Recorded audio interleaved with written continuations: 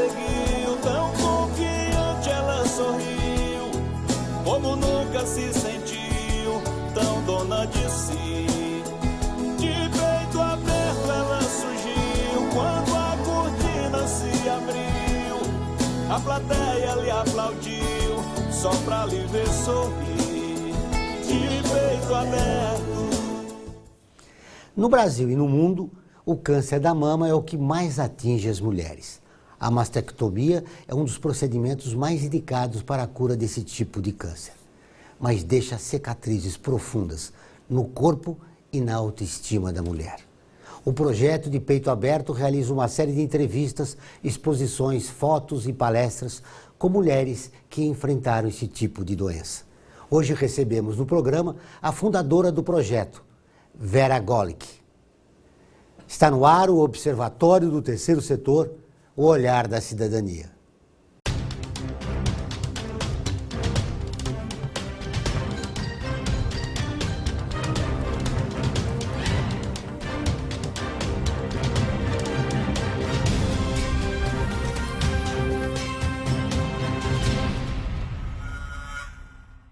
O Observatório do Terceiro Setor mostra pessoas que trabalham para a melhoria da sociedade, além de divulgar e interagir de forma comprometida com as organizações de interesse social. Vera Golic é jornalista e escritora. Fundou o projeto de Peito Aberto junto com seu marido, o fotógrafo e sociólogo Hugo Lenzi. Seja bem-vinda, Vera, ao Observatório do Terceiro Setor. Muito obrigada, Vera. Vera, você começou a trabalhar na grande imprensa já há alguns anos, né? Sim. Há muitos anos eu fui editora de beleza da Revista Nova, da Elle, da Vogue, de várias revistas. Naquela época não tinham as blogueiras, a gente que estava ali fazendo esse trabalho e as pessoas conhecendo a gente. Mas eu tinha um desejo, uma vocação depois de falar alguma coisa que tivesse um pouco mais de consistência, que falasse alguma coisa mais forte para as mulheres. E eu falei, eu estou falando o contrário aqui, eu estou falando para as mulheres seguirem estereótipos, não gostarem mais, se sentirem mal com aquilo que elas estavam vendo.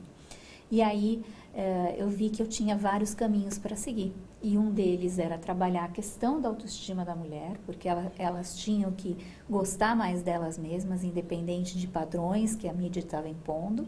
E o outro era trabalhar com as grandes empresas que faziam e que lucram muito com essa questão da beleza e da falta de autoestima das mulheres e fazer com que elas apostassem em projetos sociais para as mulheres. Isso numa época lá, em 1990, em que não existia nem responsabilidade social no Brasil, estava começando a coisa aqui, né?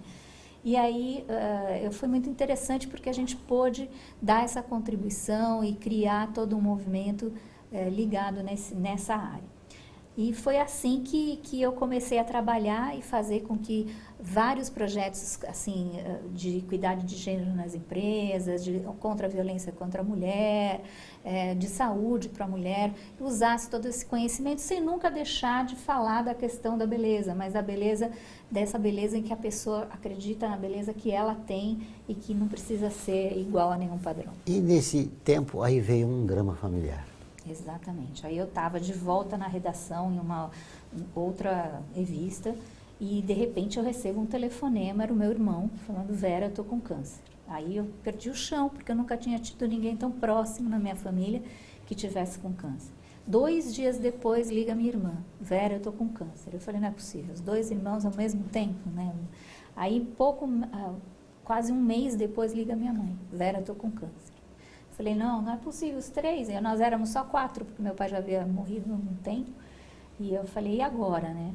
E aí a gente sempre disse que o momento mais difícil foi falar para minha mãe, que estava começando a quimioterapia dela, com 80 anos, magrinha, bem debilitada, que o filho dela, de 50 anos, não tinha resistido. Meu irmão acabou falecendo. E ela falou, por que ele e não eu? Eu sou velhinha, já dei o que tinha que dar, ele não viu nem os netos ainda.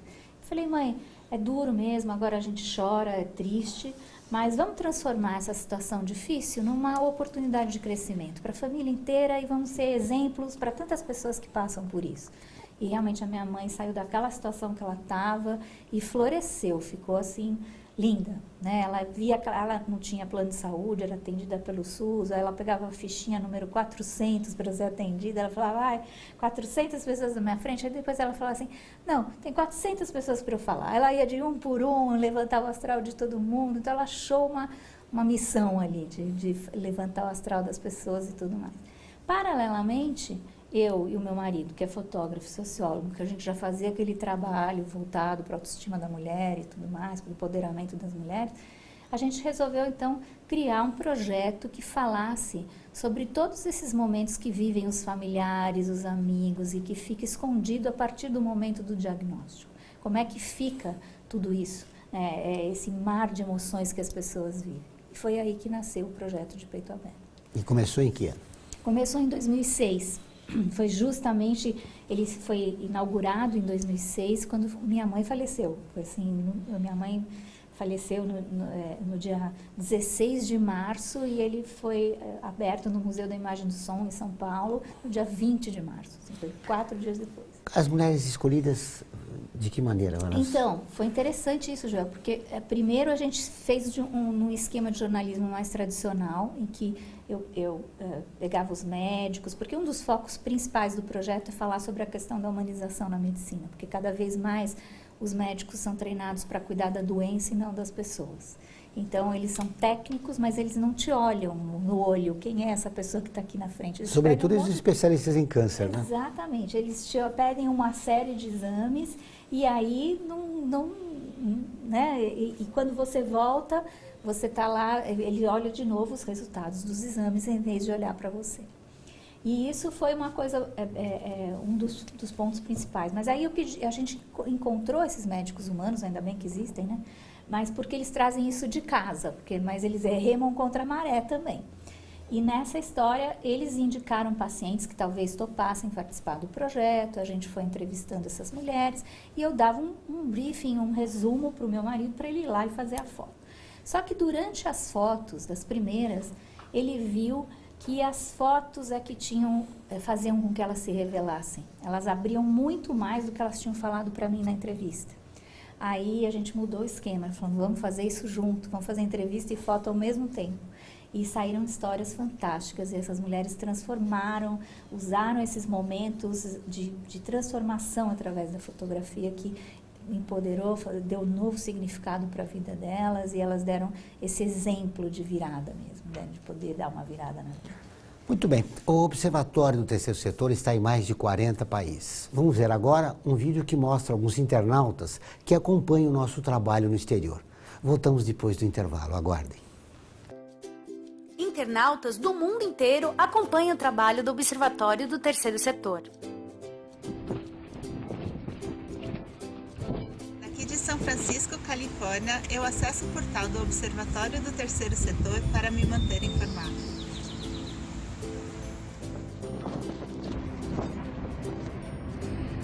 Aqui em Copenhague, na Dinamarca, eu acompanho as notícias do Observatório do Terceiro Setor.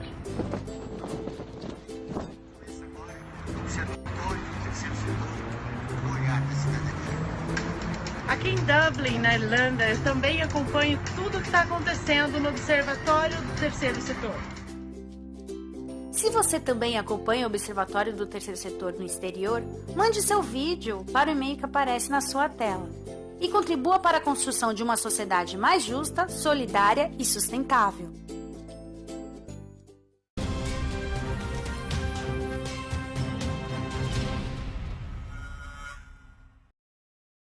A vida nos traz muitas conquistas, mostrando que todo conhecimento e esforço compensaram em cada detalhe, cada emoção. Estudar na FIA me fez crescer profissionalmente e a conquistar um objetivo maior, que foi a felicidade de ajudar meus filhos numa carreira brilhante. E a FIA compartilha esses sonhos com a melhor estrutura, corpo docente e networking que conduzem ao sucesso e à felicidade. FIA, sua maior conquista. Olá, eu sou Laura Gelbert, da ONU News. Notícias das Nações Unidas e do mundo você acompanha na página e nos programas do Observatório do Terceiro Setor, parceiro da ONU News. E para acompanhar diretamente a ONU News em português, acesse nossa página e redes sociais. Até lá!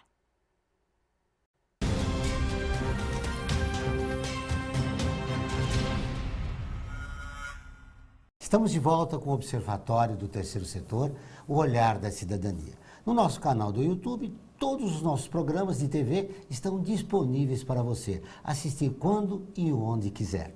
Lá você encontra o 3 News, que traz notícias inéditas todas as sextas-feiras. Para ter acesso ao conteúdo do canal, basta acessar youtube.com/Observatório 3 Setor e clicar no ícone inscrever-se. Vale a pena conferir. Muito bem, Vera. No primeiro bloco você destacou um aspecto que eu gostaria de que você voltasse.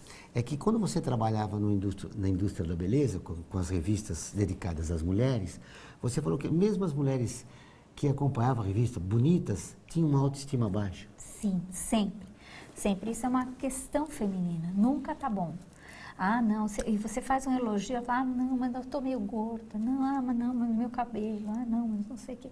Então já é uma questão feminina. E aí a mídia ainda impõe uns padrões que são absolutamente irreais, então a baixa autoestima dela vai aumentando cada vez mais. Então isso é uma questão até de poder. Né?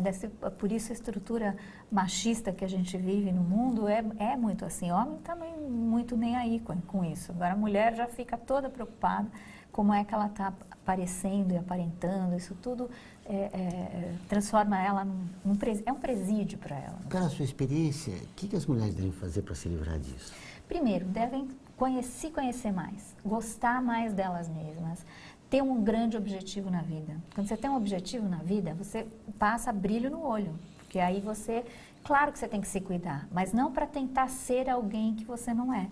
Se eu for tentar ser a Gisele Bündchen, não vai dar. Eu tenho 1,5 m e ela é 20 anos mais jovem do que eu, não vai funcionar. Eu vou ficar sempre infeliz. Mas eu tenho uma beleza diferente da dela e cada um de nós tem, em qualquer idade, em qualquer fase da nossa vida. E principalmente quando a gente tem essa garra, esse objetivo maior de vida, que é não só pensar na gente, mas pensar nos outros. Isso faz com que a gente se torne bonita e faz com que a gente se cuide porque a gente se gosta e não porque a gente quer ser alguma coisa que a gente não é. Muito bem. Normalmente você disse que as mulheres têm a autoestima baixa. E com autoestima baixa, ainda com câncer da mama? Nossa, aí é terrível, porque é um dos símbolos femininos mais importantes. Então, justamente a gente selecionou, porque como eu te falei, vários membros da família com câncer ao mesmo tempo, mas o meu irmão teve linfoma não Hodgkin, minha mãe teve câncer de útero e ovário, foi a minha irmã que teve o câncer de mama. E o câncer de mama, por que a gente optou falar dele? Porque ele coloca à tona todas essas questões dos símbolos femininos, começando pela mama, mas passando pelo cabelo. A mulher perder o cabelo, para ela é triste, é muito difícil. Perde todos os pelos, né? Fica sem sobrancelha, sem cílios, ela fica totalmente sem chão ali. Ela toma um medicamento, as meninas cada vez mais novas sendo diagnosticadas, que tomam um medicamento que faz com que elas tenham menopausa precoce. Então, não podem mais ser mães. Então, tudo que identifica ela como mulher entra em choque nesse momento. E outra coisa importante é que, assim, nessa cultura, de novo, que a gente vive, a gente tem um dado de que mais de 70% dos homens abandonam as mulheres só porque elas estão com câncer. Que absurdo. Vera, nessa cultura de cobrança, de abandono das mulheres, a cobrança da mídia atrapalha muito a evolução da mulher? Atrapalha. Se ela se guiar por isso, sim. E hoje em dia nós vamos falar muito mais de rede social do que das mídias tradicionais de antigamente, mas está ali uma cobrança constante. Será que eu fotografei o momento que eu tive aqui? Será que eu fotografei o que eu comi? Será que as pessoas deram like? Se elas não deram like, eu não sou boa o suficiente? Então ela está sempre com essa baixa autoestima dela, falando mais alto, em vez de falar, não, eu fiz uma coisa importante, eu vou contar sim, eu vou usar esses meios, porque eles são meios, mas não são fins, para que eu possa me comunicar melhor com as pessoas, mas para que eu possa fazer alguma coisa de diferente, que eu possa ajudar as pessoas. Isso que vai me dar prazer e segurança de estar viva e bem. Né? Das mulheres que você entrevistou e seu marido identificou com fotos, que tipo de mulheres mais tiveram uma resposta melhor em relação ao câncer da mama? Então, foi muito interessante, porque todas elas queriam participar. Tinha essa sede de poder falar, olha, isso vai gerar algum significado em tudo isso que aconteceu comigo. E pessoas muito diferentes. Umas não queriam fazer reconstrução mamária, por exemplo, outras no começo achavam que iam morrer, outras tiveram vários casos muito diferentes uns dos outros. Mas depois que elas viram, elas falam, puxa, eu passei por tudo isso e sou capaz, então vou fazer com que a minha história inspire e leve força, coragem e esperança para outras pessoas. Então, elas se sentiram muito empoderadas de fazer parte do projeto, de que a história delas valesse a pena ser contada. E que aí, essas que não queriam se reconstruir, por exemplo, a mama, tiveram vontade de reconstruir, porque eu sou bonita sim, eu não quero ter o corpo da Miss Brasil, mas eu sou mulher, eu vivi para ser mulher, eu sou bacana. Você falou uma coisa importante que eu gostaria de voltar, o abandono, né, dos homens em relação às suas parceiras. São aquelas mulheres que não quiseram reconstituir a mama ou todas as mulheres foram abandonadas? Assim, de todas as classes sociais. Isso é muito cultural. E aí eu e meu marido, nas nossas palestras, a gente bate bastante nessa tecla, porque é uma coisa de criação. O homem, o menino, ele não é criado para cuidar. Então, assim, a menina cuida. Sabe? Já está, desde pequenininha ela cuida. O menino é criado para ir para a rua. Então, a gente, como homens e mulheres, temos que criar filhos com outras cabeças. Um tem que cuidar do outro em algum momento da vida. A gente vai ter que se cuidar sempre. Então, esse cuidar é muito importante. E como eles não sabem cuidar, eles trocam, eles vão embora. Se você for num presídio é um exemplo disso, né? Num final de semana, um presídio masculino, tem uma fila de mulheres na porta. É irmã, é amante, é mãe, é sogra, sei lá quem, tem uma fila gigante. Vai no presídio feminino, não tem quase ninguém na porta. Então, assim, elas já estão lá presas por causa disso, e ainda não tem, e eles simplesmente trocam. Né? Vocês no projeto fizeram esse diagnóstico do comportamento do homem. Precisamos de uma mudança cultural. Como começar? Falando, batendo na tecla, fazendo isso que a gente está fazendo aqui, conversando, expondo esses casos. Quando os homens viam fotos, por exemplo, de uma delas que foi abandonada pelo marido, que era médico, largou a mulher linda, sozinha, com as 2 crianças, só porque estava passando, ainda mais no momento mais difícil da vida dela, passando pelo câncer. Nossa, a gente recebeu filas e filas de pretendentes querendo casar com a mulher. Que bom. Então, assim, eles falam, como que um homem pode abandonar ela? Então, assim, é despertar o lado bom, porque todo mundo tem esse lado bom. Então, a gente, ao expor essas histórias, a gente cutuca o lado bom das pessoas que deve estar ali adormecido por esses padrões que também homem não tem que se ligar nisso, tem uma outra que está lá bonitona inteira esperando por mim. Então, não é assim. Todos nós... Falta um pedaço e temos pedaços sobrando. Então, vamos compartilhar essa história. Compartilhar esse pedaço, reunindo todos, né? E trocar, né, com o parceiro. Exatamente. Esse era o ideal. Exatamente. Muito bem, nós vamos para o intervalo e voltamos dentro de instantes. Aguardem.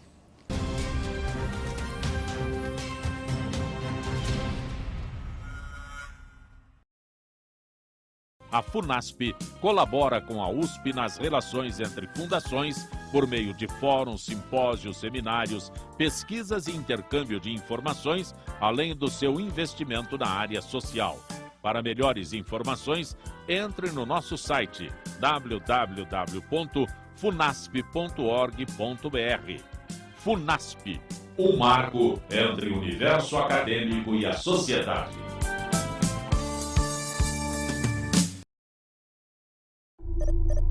Internacionalizar a economia afeta o seu emprego? Para onde vai o Brasil? Ter opinião sem análise é só repetição. Repetição, repetição, repetição, repetição, repetição, repetição, repetição, repetição. Informação é importante. Análise é fundamental. Le Monde Diplomatique Brasil. Independente e crítico.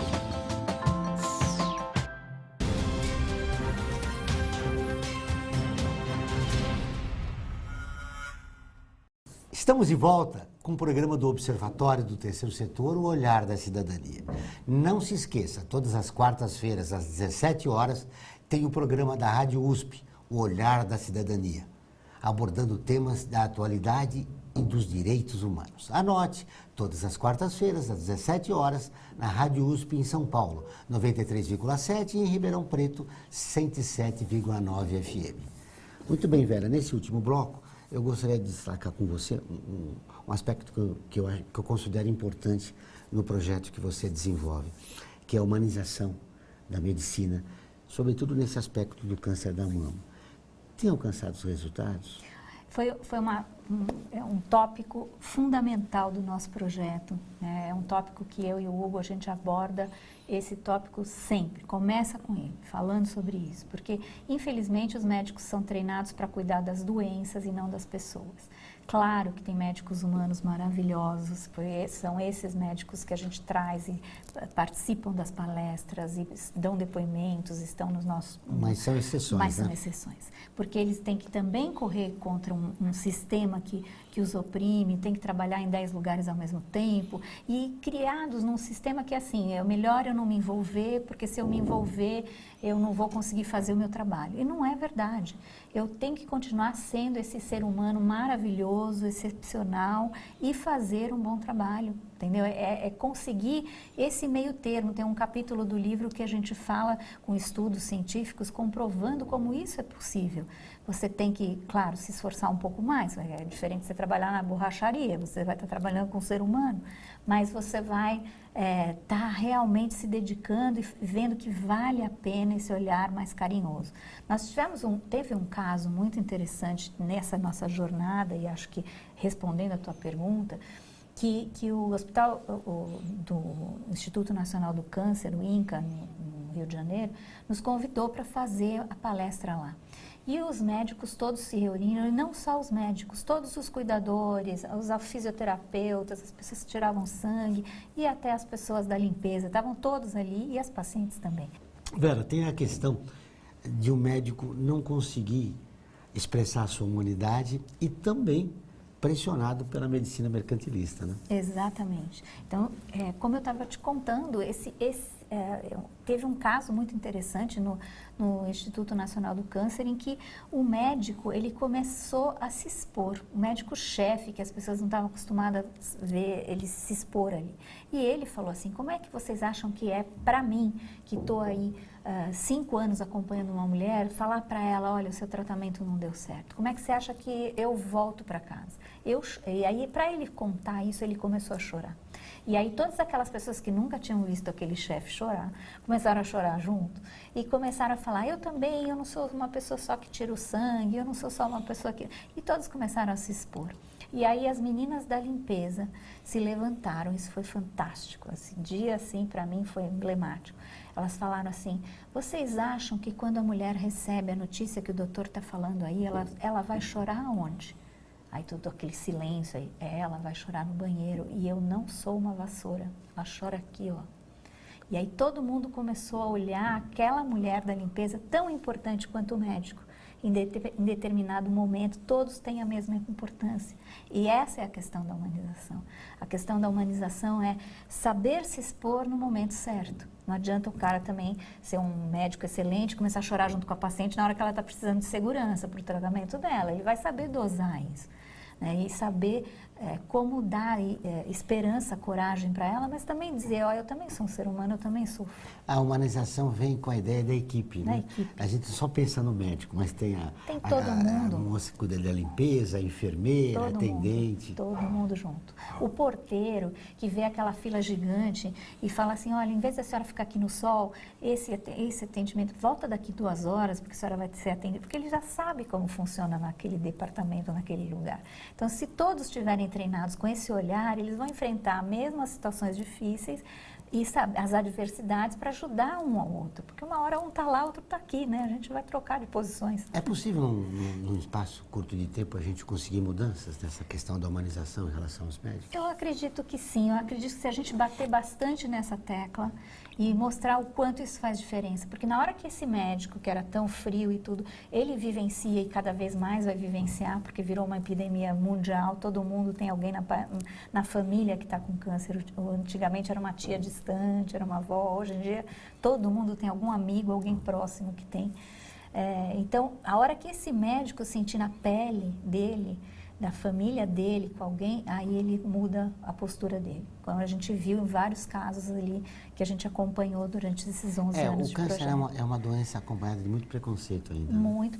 As pessoas nem falam o nome, aquela doença, quem procura acha, então não vai fazer seus exames, não vai se cuidar. E isso é que a gente tem que mudar, a gente tem que mudar esses paradigmas. Falar, não, é importante você cuidar, porque quanto mais cedo você detectar, principalmente no caso do câncer de mama, se você faz os seus exames de imagem, você pega pequenininho, as suas chances de cura são muito maiores e seu tratamento é menos invasivo, você sofre menos. E aí essa é a ideia, que você tenha uma vida melhor, com mais dignidade, mais longa e mais saudável. Foi fácil encontrar as mulheres que resolveram se expor? No fim foi muito fácil. Eu achei que ia ser difícil e uma foi indicando a outra. Esses médicos com essa postura mais humana foram indicando suas pacientes, elas quiseram participar e assim, se tornou um movimento, né? E a exposição em si, que é uma exposição fotográfica, nem comporta tanta gente, a gente está com 60 quadros hoje, mas a internet ainda bem nos ajuda, então a gente vai trocando, que é muito difícil para nós às vezes, porque todas viraram nossas grandes amigas e parceiras. Tirar alguém é muito difícil, mas a gente alterna, tira alguém, depois volta aquele alguém, e a gente coloca todas na internet, né? Então todas ali dando seus depoimentos. Você falou do case de sucesso em relação à humanização, citando um médico, né? Mas você teve muita dificuldade, né, com a equipe médica? Bastante dificuldade, bastante. Esse atendimento sempre foi muito difícil. O meu marido, que o pai dele faleceu de câncer, ele estava num dos melhores hospitais. Naquela época, 40 anos atrás, o tratamento era muito mais difícil, você tinha muito menos recurso. E eles fizeram tudo o que eles puderam, mas não conseguiram salvar o pai dele. E o médico chegou para ele e falou assim, todo sem graça, em vez de dar os pêsames, que o pai dele tinha acabado de falecer, falou assim, quando o senhor vai me dar o último cheque? Então, essa foi absurdo, né? Muito triste. Aqui está documentado o trabalho de vocês, de peito aberto, a autoestima da mulher com câncer de mama, uma experiência humanista, Vera Gollick e Hugo Lenzi. Vamos lá, esse aqui. Muito bem, Vera, nós estamos quase no final do programa, foi um grande prazer te conhecer. Parabéns a você e ao seu marido pelo trabalho. Muito obrigada, Ian. Quem quer participar, quem quer ser voluntário, as mulheres que querem expor seu corpo, mostrar sua experiência, que superou, né, com o câncer da mama, deve fazer o quê, Vera?